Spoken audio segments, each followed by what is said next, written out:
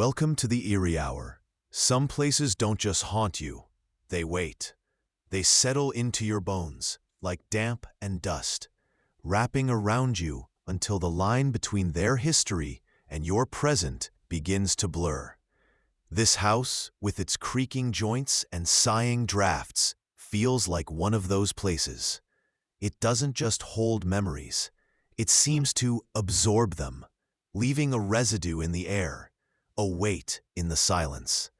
It's in the way the light falls, heavy and slow, the scent of decaying wood and something else, something colder.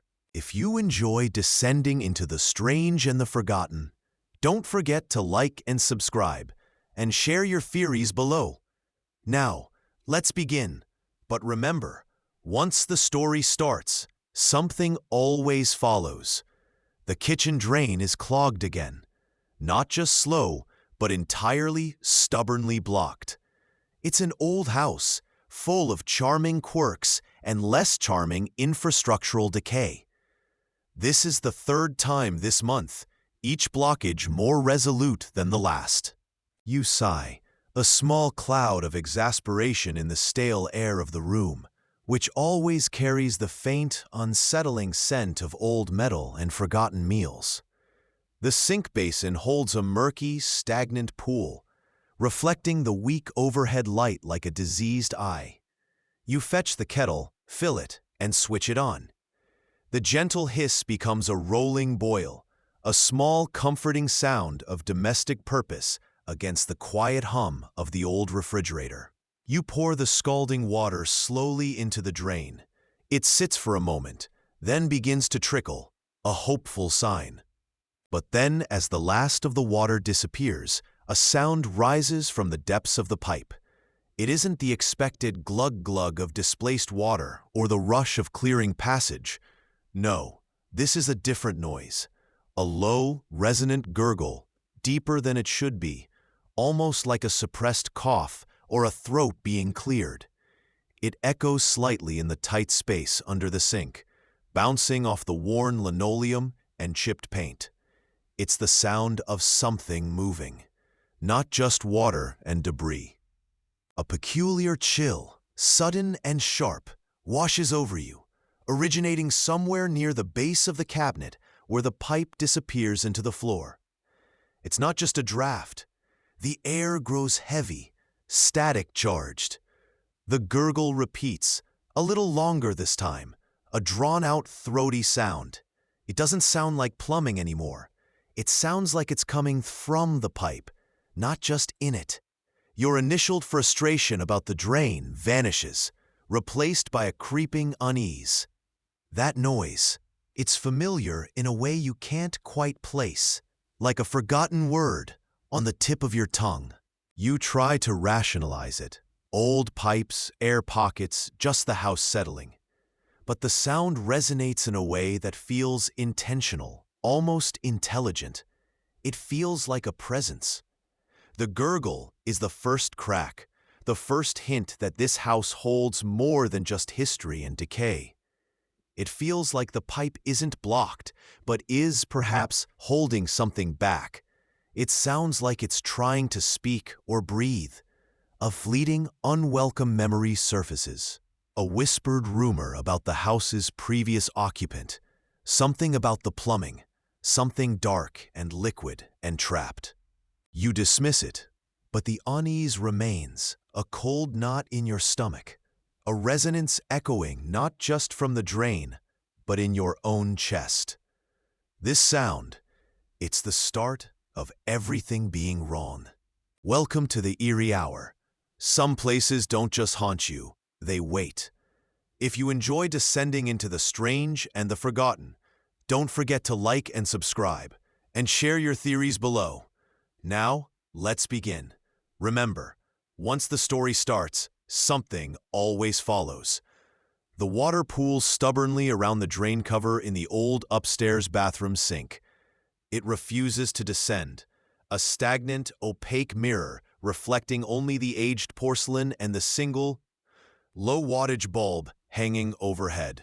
A curious, almost electrical hum vibrates somewhere deep within the walls, a sound you initially dismiss as old pipes settling, or maybe the refrigerator motor echoing oddly through the structure. It's the kind of house where sounds travel and mutate. You bought it for the quiet, for the peeling charm, and the heavy silence that promised peace. Now, that silence feels less like absence and more like a held breath. You tried the plunger, a futile exercise met with limp resistance. You tried pouring hot water, but the level barely dropped, only swirling sluggishly before settling back into its stubborn pool. It felt less like blockage, more like resistance. Your reflection in the small, speckled medicine cabinet mirror seems slightly askew in the poor light, eyes wider than you remember. The air in the room carries a faint, earthy scent, like disturb the soil after a long rain, a smell that doesn't belong indoors. You tell yourself it's just the old house, the dampness seeping in, but the thought doesn't quite settle right in your mind. There's a quiet insistence to the blockage, a deliberate refusal that gnaws at the edges of your initial calm. This isn't just plumbing, it feels personal. You back away from the sink, the low hum seeming to follow you, a subtle, nerve-wracking frequency you can almost taste. The drain remains a sealed, watery eye in the sink's basin. You return with a kettle, the water boiling violently, steam trailing behind you like a shroud. Maybe it wasn't hot enough the first time. Maybe the blockage is just incredibly stubborn, a thick, greasy mass needing maximum heat. You pour the water into the sink, the steam rising in a suffocating cloud, momentarily obscuring your view. The water level rises again, swirling, refusing to drain, but this time, as the scalding liquid hits the obstruction below, the low hum doesn't just return. It changes, it deepens, grows ragged, and then, cutting through the sound of bubbling water and groaning pipes, comes something else. It's not a gurgle. It's a sound that rips itself free, guttural and thick, undeniably organic. A moan? A choked cry? It resonates deep within the walls, vibrating the very floorboards beneath your feet. It carries texture, intensity, a horrifying echo of anguish that shouldn't exist within plumbing. The earthy smell intensifies, damp and rich, blooming from the drain along with the sound. Shadows in the corners of the room seem to solidify, watching. You stare at the sink, fear seizing your throat, grappling with sheer disbelief. You try to rationalize. Air pockets, pressure, old house noises amplified. But the distinct, personal quality of the sound shreds each explanation. It sounded like something screamed back. Was it a sound emerging, or a sound remembered? Your eyes flick to the drain grate itself, then the surrounding tile. A faint dark discoloration stains the grout near the edge, and beneath the grate, almost hidden by the pooled water, is a thin, jagged scratch mark. It looks too neat to be accidental. The scream fades, leaving behind only the unsettling silence and the persistent low hum. But the silence doesn't feel empty. It feels heavy, expectant. You find yourself staring at the scratch mark near the drain, tracing its outline in your mind. It looks less like a scratch now, and more like a symbol, alien and sharp. The discoloration has darkened slightly, spreading like a bruise on the porcelain. The earthy smell hasn't dissipated. It clings to the air, growing fouler, like something is decaying just beneath the surface. You step back from the sink, but the air feels thick, pressing in. You notice the mirror in the medicine cabinet again. It's angled slightly differently than you remember, or maybe the light just catches it wrong. Your reflection looks tired, eyes wide and haunted, but for a fleeting second, there's a flicker of movement behind you in the glass, a shadow detaching itself from the wall. You spin around, but the room is empty, the shadows still. Paranoia prickles, sharp and cold. You feel a sudden, desperate need to understand the sound, the scratch, the smell. It consumes you, an obsession blooming from terror.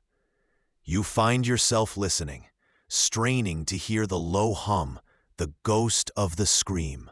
The scratching sound begins subtly, a faint scraping that seems to come from within the wall beside the sink. It's deliberate, rhythmic, not the random skittering of vermin. The house didn't just hold sound, it seemed to store it, replaying it, adding to it. You can't dismiss it anymore. The scratching continues, a constant, unnerving rhythm behind the wall, sometimes slow and deliberate, sometimes frantic. It mimics the scratch mark near the drain, making you wonder if the mark is not just a symbol, but a record of this sound, etched from the inside out. The foul, earthy smell intensifies, filling the bathroom, making you gag. It's the smell of something ancient, buried, and disturbed. You look into the mirror again, cautiously. It hasn't moved since you last checked, but your reflection is different. The eyes are too dark, too empty, and the smile stretching your lips is not yours. It's wide and chilling, a rictus of something joyful and cruel. You blink, and it's gone, replaced by your own terrified face. But the image lingers in your mind, staining your thoughts. You start to notice other things. Doors you thought were closed are slightly ajar. Objects on shelves are nudged a fraction of an inch from where you left them. The low hum is now a palpable vibration, felt in the soles of your feet wherever you stand in the house. It seems strongest near the drain.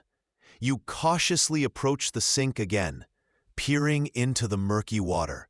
For a split second, as you lean closer, you see a flash of something pale beneath the surface, a glimpse of something too smooth, too curved to be part of the pipework. It retreats instantly, like something recoiling from the light.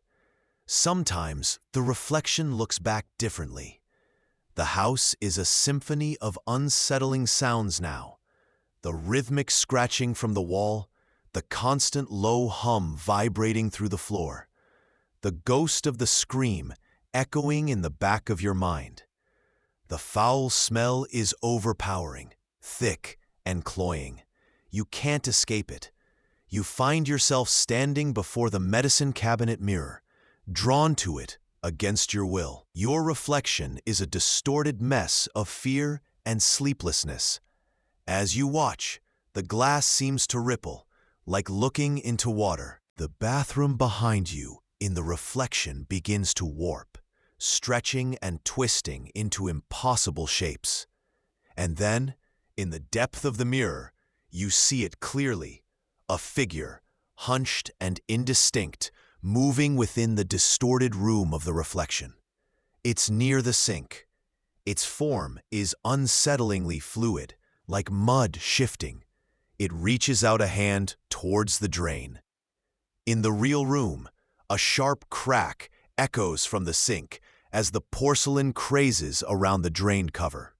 The pooled water drains instantly, sucked down with a violent, gurgling gasp that isn't water at all, but a horrifying, choked sound. The air tastes metallic, like old blood. You feel a physical sensation, like icy fingers closing around your ankle, pulling. You stumble back, eyes fixed on the draining sink, the raw, exposed edges of the pipe visible now, but something else too, a dark, slick lining that shouldn't be there. The reflection in the mirror screams, a sound that rips through the glass and into the room, a distorted echo of the sound from the drain. What answers, after all, is rarely what you asked for. The pull ceases. The room is silent, save for the persistent hum and the echo of screaming in your ears. The drain is clear now, but the sink is cracked, the porcelain webbed with fissures radiating from the dark, slick opening. The foul smell lingers, but it is fading, retreating like a tide gone out, leaving behind only the residue. The scratching from the wall has stopped. The house feels still, empty, yet heavier than before. You move cautiously, testing the floorboards. They don't vibrate as intensely now. You look at the mirror. It is still there, the glass smooth and clear once more, reflecting the damaged room. Your reflection is back to normal, pale and shaken, but undeniably yours. There is no movement in the depths, no distortion. Yet looking into it feels different now, like peering into something that remembers everything it has seen. The recurring thought of static, the underlying hum, feels quieter but not gone, merely waiting beneath the surface of silence. The questions remain, echoing in the stillness. What was in the drain? What scratched the tile? What watched from the mirror? The answers are lost somewhere in the silence, in the spaces between the cracks in the porcelain, in the depths of your own shaken mind. The silence doesn't mean it's gone, only that it's listening. And if you hear it again tonight, don't answer. Not yet. Driven by a fear now tangled with something far more consuming than simple dread, a morbid, desperate curiosity, you begin to investigate. The sound from the drain is no longer a simple gurgle or a chilling, resonant echo. It has grown teeth, found a voice. When the boiling water is applied, a ritual you repeat with disturbing frequency, the noise shifts, contorts, sometimes resolving into fragmented whispers or choked, gasping words. These are not random sounds. They carry a specific, crushing emotional weight, the hollow ache of dread, the sharp edge of pleading, the raw, exposed nerve of pain. It feels like listening at the edge of a void where something alive, or perhaps something that refuses to be dead, is struggling. Your focus narrows to the building itself. Hours dissolve as you search, sifting through digital archives, old town records, faded plat maps. The library becomes a second skin, its air thick with the scent of old paper and settled dust. You feel the brittle edges of brittle pages under your fingertips, the granular texture of microfiche film. This is the work of unlocking, the fumbling with historical keys that promise understanding but only reveal more locked doors. The creak of floorboards overhead, distinct and sudden, often coincides with the moments the drain feels most active, most vocal, a synchronicity that chills you to the bone. Even when the drain is dry and silent, a faint scent of decay lingers nearby, localized and persistent, a ghost of something unpleasant that refuses to dissipate. The mental descent spirals rapidly into obsession. Sleep is an inconvenience. Food, an afterthought. Every waking moment is consumed by understanding the sounds, interpreting the whispers. They feel less like random noise and more like a desperate broken narrative. Trapped, buried, unable to escape. These are the impressions that cling to you, shaping your thoughts, bleeding into your dreams. The sound, once a simple anomaly, is now a person, or many people, compressed into the narrow confines of stone and earth. The search for answers feels less like a puzzle and more like digging a grave. You are no longer merely curious. You are a gravedigger, compelled to uncover what lies beneath. In the dust-choked quiet of the historical society, hunched over a brittle-bound volume of local newspapers from decades past, you find it.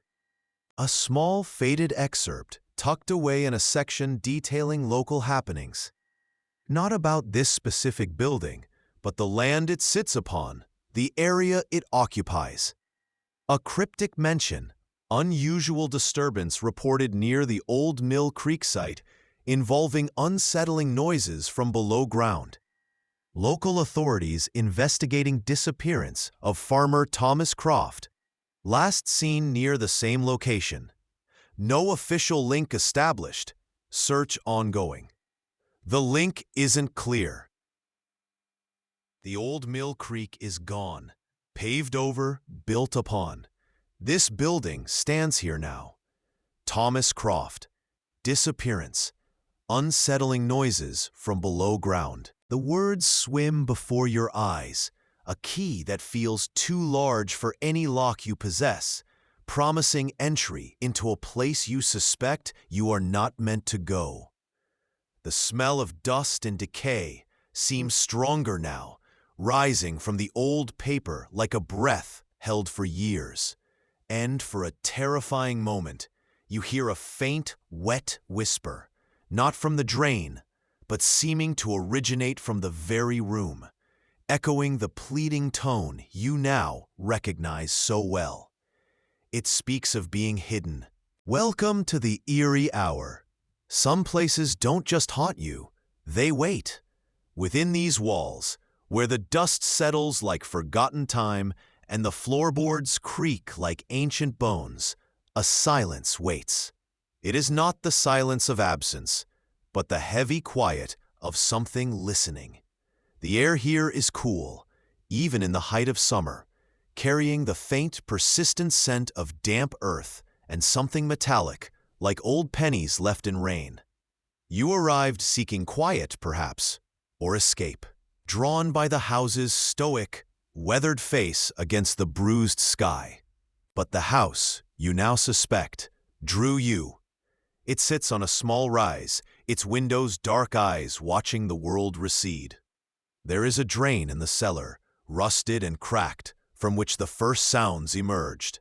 A trickling, then a gurgle, then something else entirely. It began subtle, easily dismissed, but dismissal offers no protection here. If you enjoy descending into the strange and the forgotten, don't forget to like and subscribe, and share your theories below. Now let's begin. But remember, once the story starts, something always follows. The quiet of the house is a deception. It breathes around you now. Shallow, deliberate inhalations. The sound from the drain is no longer confined to the cellar. It moves. A low, resonant gurgle follows you up the stairs, settling like a physical weight at your back as you walk down the hallway. It stops when you stop. It starts again when you resume your pace. It is a petulant, liquid echo, a child's game played by something with no childhood. You find yourself standing before the bathroom mirror, the porcelain sink gleaming dully under the single bulb. Your reflection stares back, tired eyes underscored by shadow. As you watch, the gurgling sound intensifies, seeming to vibrate in the air directly behind your head. And for a split second, the eyes in the mirror seem too wide, too dark, pupils vast pools reflecting only the dim light and an impossible depth. Your own eyes, you realize, blinked just then. The reflection did not. This discrepancy, brief as a hummingbird's wingbeat, lodges itself deep in your mind. A sliver of glass under the skin. You touch your face. Your fingers cold against your cheek. The reflection raises a hand, mirroring the gesture perfectly. Yet the wrongness persists. the subtle tension in the mirrored image that isn't in your own form. You step back, turning quickly to check the empty hallway behind you. Nothing is there but the lengthening shadows thrown by the weak light. Yet, the gurgling sound seems to sigh right beside your ear before receding slightly, like a satisfied predator moving away from its prey. Sleep offers little solace. You lie awake, listening to the house settle, listening for the return of the sound, which now seems to have a rhythm, a kind of pulse beneath the floorboards. You begin to dread closing your eyes, unsure if the face that stares back from the mirror is truly yours, or if the drain is merely the mouth of something that has already slipped inside your skull. How long can you watch yourself before you become the reflection? The drain's song has become a chorus. No longer mere gurgles, but distinct, though still indistinct sounds. There are sharp, wet taps, like fingernails scrabbling on porcelain from inside a submerged pipe. There are faint sighs that dissipate into the air. And there are the whispers. They are like static at first, a low hiss that seems to vibrate not just in your ears, but against your teeth. Slowly, painfully, they begin to clarify, fragments of language surfacing from the noise. Names, perhaps, places, things you almost recognize, but can't grasp, like dreams on waking. Eleanor, a faint, reedy sound might suggest. Or, Harrow, the whispers are always accompanied by the cold spots now. Patches of air so frigid they steal your breath, moving with a slow, deliberate drift across rooms. You feel the distinct absence of heat against your skin, a tangible touch of the unnatural. You try to track them, these mobile pockets of chill, stepping towards one only for it to slide away, leaving the normal air temperature feeling strangely warm by comparison. The drain itself remains a focal point, the source, but the influence is spreading like ink on old paper. Objects are subtly different. A book you know was on the nightstand is now on the floor beside it. A small ceramic bird on the mantelpiece faces the wrong way. These displacements are never large, never dramatic, just enough to make you question if you moved them and forgot, if you are perhaps already losing time. The mirror in the hall catches your eye as you pass. You avoid looking directly, but your peripheral vision registers a flicker, a brief elongation of the reflection. A wavering distortion that is gone the instant you turn your head. Turning back, it is only your tired face staring from the glass, but the chill follows you from the living room, wrapping around your ankles as you stand there. You begin to talk to yourself, quiet reassurances that feel thin and unconvincing even to your own ears. It's just the old pipes, you might murmur, or the house is settling. But the whispers answer with a collective, sibilant sigh that sounds like leaves skittering across frozen ground. What is forgotten here? And does it want to be remembered? The drain is now a memory, a starting point. The house itself is the instrument. The phenomena are everywhere, no longer subtle, but woven into the very fabric of the air. The light, the stone. You see the distortions clearly now, a persistent visual flicker in your peripheral vision, like outdated fluorescent lights struggling to ignite, even when no lights are on. The cold spots are not patches, but currents, autonomous flows of unnatural chill that move like silent rivers through rooms, leaving behind an almost sticky, static-charged air. Objects aren't just displaced, They are wrong. A chair will sit facing a blank wall in the middle of a room. A portrait will be subtly angled, its painted eyes seeming to follow you. The whispers are clearer still, sharper. They call out full names now, though you know none of them. They speak of places you've never been, or perhaps places you have been but cannot recall visiting. Beneath the stairs, a whisper might hiss, or the locket. Sleep is a terror now. Nightmares are vivid, brutal assaults on the mind, filled with dark water, crushing earth, and faces seen only in shadow. Sometimes you wake to find yourself standing in the hallway, heart hammering, with no memory of leaving your bed. The house watches. You feel its gaze constantly, a pressure on your back, a weight in the silence. The static in the air is palpable, making the fine hairs on your arms stand on end. You look into the mirror in the hall, forcing yourself to confront it. Your reflection is a stranger. The eyes are hollow, the skin stretched too tight. For a horrifying second, the reflection smiles, a slow, chilling expression that your own face did not make. You stumble back, breath catching in your throat. Paranoia is your constant companion. Every shadow hides intent. Every creak of the house is a deliberate step. Memory is a broken mirror. You grasp for certainty, for recent events, and find only fractured images. You question everything you know, everything you perceive. Is the cold real, or is it in your mind? Are the whispers sounds, or thoughts being put into your head? The house is not just haunted, it is sentient. It is the horror itself, a vast, breathing entity of wood and stone and memory. A particularly clear whisper slices through the static, a name, sharp and familiar, followed by a brief, chilling phrase.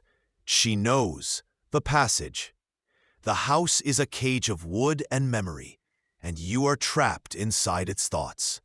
The visual distortions are permanent now.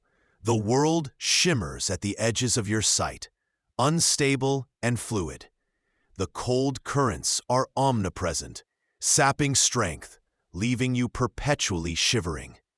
The objects are not merely moved, they are arranged, placed in deliberate, unsettling configurations that feel significant, but whose meaning remains just beyond your grasp. A circle of stones on the landing. A single shoe placed upright on the mantelpiece. These feel like sigils, like grammar in a language you cannot read. The whispers are no longer fragmented. They are coherent sentences now, though their context is always unsettling. They speak of rot, of concealment, of things buried deep. Under the third step, one might murmur, or, she is with us now. Your waking hours are a blur of fear and delusion. The nightmares bleed into the day, the faces from your sleep appearing in the shadows, the crushing earth feeling heavy on your chest, even when you are standing in the sunlit kitchen. You are losing the line between what is real and what the house wants you to see. The mirror in the hall. You haven't looked at it in days. You catch your reflection accidentally in a window pane, and the face staring back is gaunt, eyes wide with terror. But it's not just terror. There is a hunger there, something ancient and cold that is not you. The static is deafening now. A constant roar behind the whispers, a sound that feels like the tearing of reality itself. The whispers about the passage and under the third step are insistent, almost demanding. They are no longer just hinting, they are directing. The house is guiding you, pulling you towards a specific point within its structure, towards a secret it wants revealed, or perhaps towards something it wants you to become. Your own memories feel foreign, disjointed, like someone else's past being forced upon you. You are shedding your skin, yourself, becoming something the house recognizes. The cold is settling deep inside your bones. Is this merging, or is this possession? The static fades, or perhaps you have simply become deaf to its constant roar.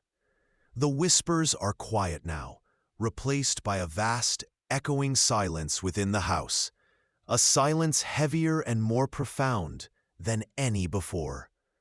You stand in the hallway, the air still and heavy, with the scent of dust and damp earth.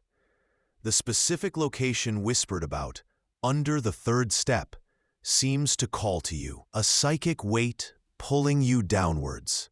You do not descend. Not yet. The objects are no longer strangely arranged. They are simply still, waiting. The visual distortions have resolved, leaving the world unnervingly clear, almost sharp. The cold spots are gone, replaced by a uniform, bone-deep chill that feels like it originates not from the air, but from within your own body. You walk slowly, cautiously, back towards the mirror in the hall. It hangs innocently on the wall, reflecting the empty space before it. You hesitate, your hand shaking slightly. The face you saw in the window pane, was it truly yours? Or was it what the house sees you becoming? Taking a slow, deliberate breath, you raise your eyes and look into the glass. Your reflection stares back. It is your face. Gaunt, yes, and tired beyond belief. Eyes wide with the residue of fear and sleeplessness. But it is undeniably you. There is no distortion, no flicker, no alien smile. It's just your reflection, a mirror image in a quiet house, a knowledge, the certainty of what you saw before, what you felt watching you, sits like a stone in your gut. The silence around you feels pregnant with expectation. The house is quiet now. It feels empty, waiting. You are alone with your reflection, and the things the whispers told you still echo in the chambers of your mind. The house has retreated, or perhaps it has simply settled, its purpose temporarily fulfilled. Or perhaps it is watching from behind the glass now, from the impossible space your reflection once occupied. And if you hear it again tonight, don't answer. Not yet. The hot water screens through the metal veins of the old house, a temporary fever breaking the perpetual chill. Steam fills the small room, thick and suffocating, carrying the sound. It's no longer a random cacophony of groans and whispers. The noise coalesces, sharpening into something that approaches language. The roaring pipes shape the air, and you stand there, hand still on the faucet, the heat blooming on your skin, feeling a presence bloom with it. This isn't static, it's communication. A low guttural vibration seems to travel from the drain itself, up the pipes, and into the humid air you breathe. It tells of stone and darkness, of being pressed thin between the earth and the weight of the building above. It speaks of waiting. A horrifying version of the truth begins to solidify. Something is trapped, bound fast to the very foundations. Perhaps a residue of some terrible thing that happened here long before you arrived. An invasive sensation floods your senses. A sharp, metallic taste coats your tongue, like licking old pennies or rust. It intensifies with the sound, a painful counterpoint to the pressure building behind your eyes, the feeling of being watched from inside your own skull. The house groans in sympathy, not just the pipes. Down the hall, a door slams shut with quiet finality. Then another opens slowly, revealing only deeper darkness. A new smell begins to creep from the drain, pushing through the steam. Not just the damp earth, but something sickly sweet, like decaying flowers left on a tomb. A pervasive sense of despair seems to leach from the tiled floor, heavy and suffocating. Confusion gives way entirely to a cold, hard terror. The frantic edge in your mind becomes a desperate need to understand, to stop it, to sever this agonizing connection before your mind splinters completely. This is more than just a haunting. It's an imprisonment, and you are the unwilling ear. You stare at the drain, now seeing it not just as a fixture, but as a wound in the floor, a wet, black mouth perpetually open. It is a scar, a gateway, a localized horror pinned to this one spot. The voice, now almost a coherent whisper riding the steam, reveals a condition tied to its entrapment, a rule that binds it here. Cannot leave, it hisses, the sound raw metal scraping stone, until another comes. This house, these pipes, this drain, they are just holding it. They are part of the agreement. And the rule, you sense with a sickening certainty, applies to more than just the thing beneath the floor. It applies to anyone who listens too long. The heat scalds your hand where you held the kettle, a searing memory that grounds you even as the world spins slightly off-kilter. The sound, the final, choked, monstrous exhalation that rose from the drain, is no longer ringing in your ears, but feels somehow etched into the very air around you. It was not a cry of defeat, you understand now, but a revelation, a terrible, piercing testament to an agony that has no beginning and no end. It is the sound of something bound, something suffering a cycle of perpetual torment, its existence anchored irrevocably to this place, to the cold metal grate and the dark pipes beneath. The house breathes differently now, not with the frantic energy of something alive and malevolent, but with the weary, perpetual sigh of something infinitely old and profoundly, irreparably broken. The air never feels truly warm, regardless of the temperature outside. The deep, pervasive chill seems to radiate from within the walls themselves. The scent of damp earth and something indefinably sour lingers, clinging to fabrics impossible to air out. The drain in the floor, your gaze keeps drifting back to it, is no longer just a drain. It is the symbol of a wound, a nexus of suffering, and the undeniable proof of your connection. Your mind is a landscape forever altered. The frantic fear has receded, replaced by a numb exhaustion and a chilling clarity. You see the world through a slightly distorted lens, the edges of reality blurred by the knowledge you now carry. The entity isn't gone. The house isn't cleansed. You haven't broken a curse. You've merely tightened the knot, ensuring that a part of its fate is now inextricably twined with your own. The trauma settles deep within you, a constant hum beneath your skin, leaving you with a quiet certainty that you are marked. The scream echoes, not in your ears, but in the hollow spaces of your chest, a reminder that the drain is not silent, merely waiting. It waits for the flow of water, the momentary contact, the chance to remind you that it is still there, listening. And sometimes, late at night, in the absolute quiet, you think you can hear it. A faint, almost imperceptible gurgle from the drain, like a breath held too long, or the slow, careful clearing of a throat as if preparing to scream again.